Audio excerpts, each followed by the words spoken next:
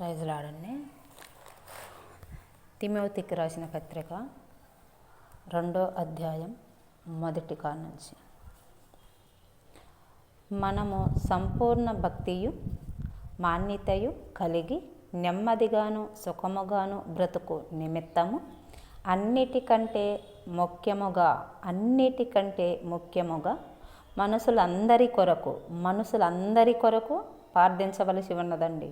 మనుషులందరి కొరకును, రాజుల కొరకును, అధికారులందరి కొరకును విజ్ఞాపనలను, ప్రార్థనలను, ఏడ్చనలను, కృతజ్ఞతలను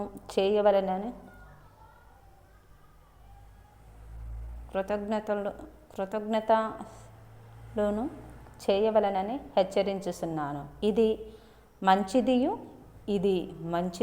మన రక్షకుడగు దేవుని దృష్టికి అనుకూలమై ఉన్నదంట.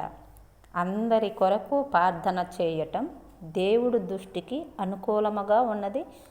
అలా చేస్తేనే దేవుడు నచ్చుతాడని అర్థమిస్తుంది. ఇక్కడ ఆయన దృష్టి కంట అనుకూలమై ఉన్నదంట.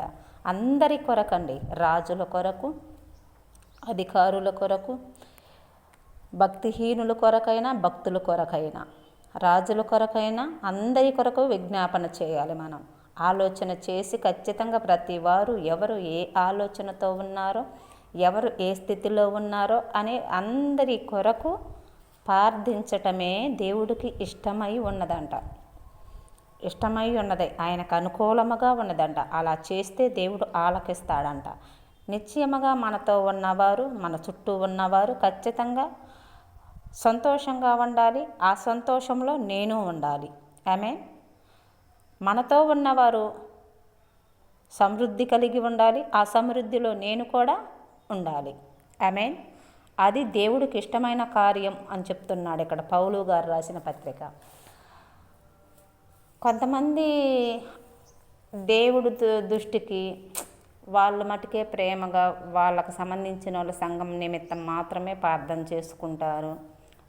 చేస్తారు అనుకుంటారు. కాదండి, అందరి కొరకు విజ్ఞాపన, దేశము కొరకు విజ్ఞాపన, రాజుల కొరకు విజ్ఞాపన ఖచ్చితంగా ప్రార్థనలు చేస్తారు. క్రిస్టియన్స్ అనేవాళ్ళు, సేవకుడు, ప్రతి ఒక్కరు కూడా, ప్రతి సంఘము కూడా ఖచ్చితంగా అందరి నిమిత్తం ప్రార్థన చేస్తారండి. కొంతమంది నాకు ఈ క్వశ్చన్ అడిగారు, అందరి కొరకు ఎట్లా చేస్తారని. చేస్తారండి. కొంతమంది ఏమో చేయకూడదు అన్న వాళ్ళు కూడా ఉన్నారు నాకు తెలిసి. కానీ లేదు, ఖచ్చితంగా అది చిన్నైనా పెద్దయినా, పెద్ద యాజకుడైనా చిన్న యాజకుడైనా ఎవరైనా సరే ప్రతి వారి నిమిత్తము ప్రార్థన చేస్తారు.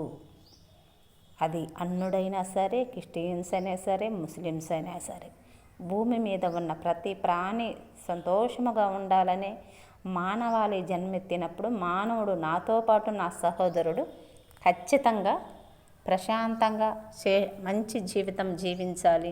వాళ్ళకు ప్రతి విషయంలోనూ మేలు జరగాలి, మేలులో ఉండాలి, ఆశీర్వాదకరంగా ఉండాలి, వాళ్ళకి ఏ బాధలు లేకుండా సహాయం చెయ్యి తండ్రి అని ఖచ్చితంగా విజ్ఞాపన అనేది చేస్తారు.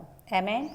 మీ ఆలోచనలు, మీకున్న బాధలు ఏదైనా సరే దేవుడి దగ్గర విజ్ఞాపన చేసినప్పుడు ఆ విజ్ఞాపన నిమిత్తము నీ ఆలోచన దేవుడు సఫలపరచును. ఆమేన్. మిమ్మల్ని ఆశీర్వదించునుగాక. ఆమేన్. మిమ్మల్ని దీవించును. దేవుడు రక్షణ మీకు ఎప్పుడూ ఉండును. ఆమేన్.